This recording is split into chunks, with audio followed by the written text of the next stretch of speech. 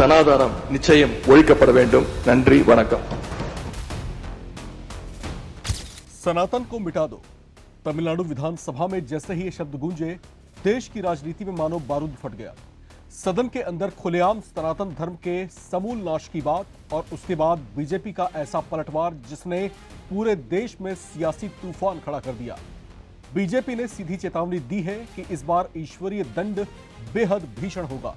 लेकिन सवाल यह है कि आखिर बार बार सनातन पर हमला क्यों?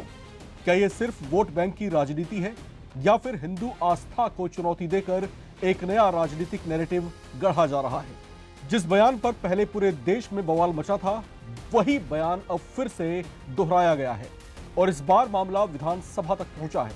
सोशल मीडिया पर लोग भड़के हुए हैं, बीजेपी आक्रामक है और तमिलनाडु की राजनीति एक बार फिर हिंदुत्व बनाम द्रविड़ विचारधारा की जंग में तब्दील होती दिख रही है।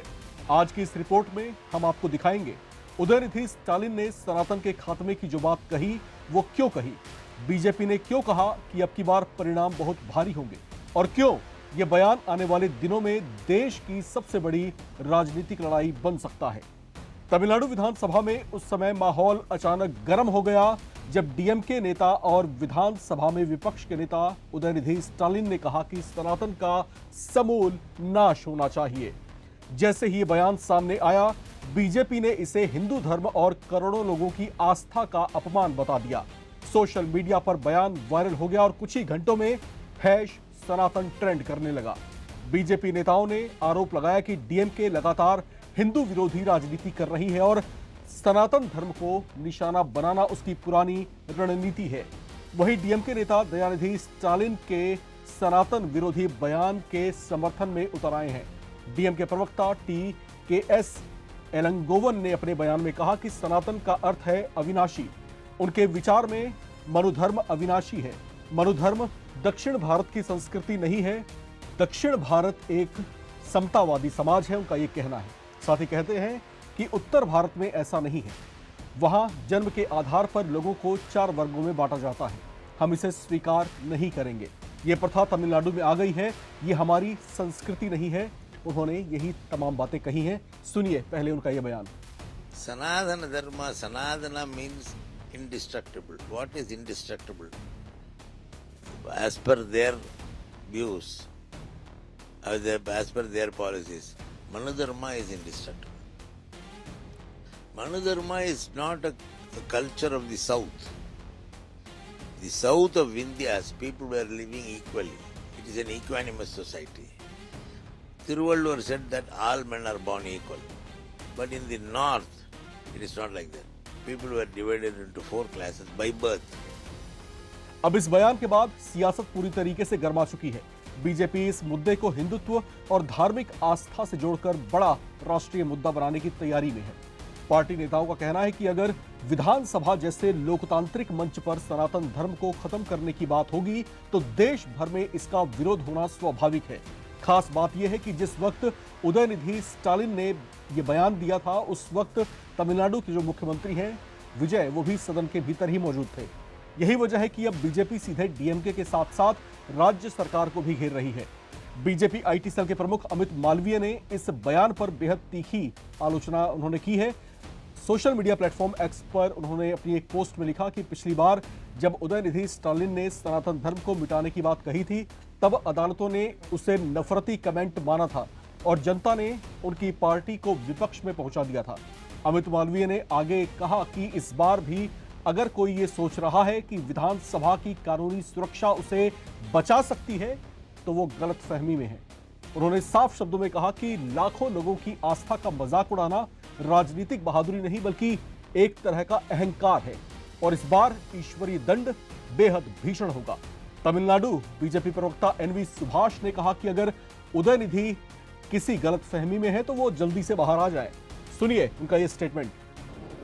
Rake up the anti-Hindu sentiment in Tamil Nadu after losing power, the DMK losing power and his father losing as a legislative assembly member in the recently concluded assembly elections. The frustration is again building up in DMK, especially in Udayanidhi Baran. ईसाई धर्म से आने वाले उदयनिधि स्टालिन ने दिसंबर 2024 में दिए अपने एक बयान में खुद को एक प्राउड क्रिश्चियन बताया था। लेकिन अब उन्होंने कैसे किसी दूसरे धर्म का समूल नाश होने की बात कह दी। यही बात बीजेपी और हिंदूवादी संगठनों का गुस्सा भड़का रही है। लेकिन ये पहला मौका नहीं है जब उदयनिधि स्टालिन ने सनातन धर्म पर ऐसा बयान दिया। साल 2023 में भी उन्होंने एक कार्यक्रम में कहा था कि सनातन धर्म मच्छर, डेंगू, मलेरिया और कोरोना की तरह है, जिसे खत्म किया जाना जरूरी है।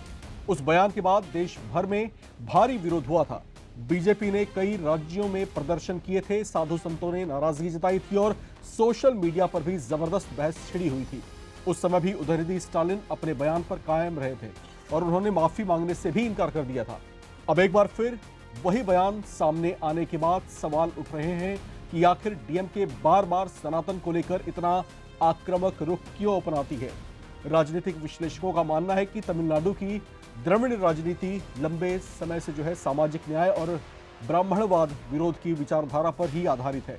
डीएमके खुद को सामाजिक समानता की लड़ाई वाली पार्टी कहती है, वहीं बीजेपी इसे हिंदू विरोधी मानसिकता करार देती है और कहती है कि सनातन पर हमला सिर्फ राजनीति नहीं बल्कि करोड़ों लोगों की धार्मिक भावनाओं पर भी चोट है। अब इस पूरे विवाद ने एक नया राजनीतिक मोड़ ले लिया है। कुछ पॉलिटिकल एक्सपर्ट्स का मानना है कि बीजेपी इसे आने वाले चुनावों में बड़ा मुद्दा बना सकती है। खासकर दक्षिण भारत में अपनी पकड़ को मजबूत करने के लिए बीजेपी इस बयान को हिंदुत्व के नैरेटिव से जोड़ने की कोशिश कर सकती है। वहीं डीएमके इसे सोशल जस्टिस वर्सेस सनातन की बहस के तौर पर पेश कर सकती है। यानी आने वाले दिनों में ये विवाद सिर्फ एक बयान तक सीमित नहीं रहने वाला, बल्कि राष्ट्रीय राजनीति का बड़ा मुद्दा भी ये बन सकता है। अब सोचिए, अगर किसी देश की किसी विधानसभा में किसी धार्मिक विचारधारा को खत्म करने की बात कही जाए तो उसका असर कितना बड़ा हो सकता है। क्या नेताओं और धार्मिक आस्थाओं पर इस तरह की बयानबाजी करनी चाहिए? क्या ये अभिव्यक्ति की स्वतंत्रता है या फिर करोड़ों लोगों की भावनाओं को ठेस पहुंचाने वाला बयान? चलते चलते एक सवाल नवभारत टाइम्स के तमाम दर्शकों से थी। आपको क्या लगता है, क्या एक राजनेता जो किसी सदन का नेता प्रतिपक्ष की पदवी पर हो, क्या उसका ऐसा बयान संविधान के मूल्यों को ठेस नहीं पहुंचाता? क्या सनातन का नाश करने से जुड़े बयान पर कार्रवाई नहीं की जानी चाहिए? कमेंट करके अपनी राय जरूर शेयर करें। चैनल को सब्सक्राइब करें ताकि आप किसी खबर से ना रहें बेखबर। देखते रहें नवभारत टाइम्स।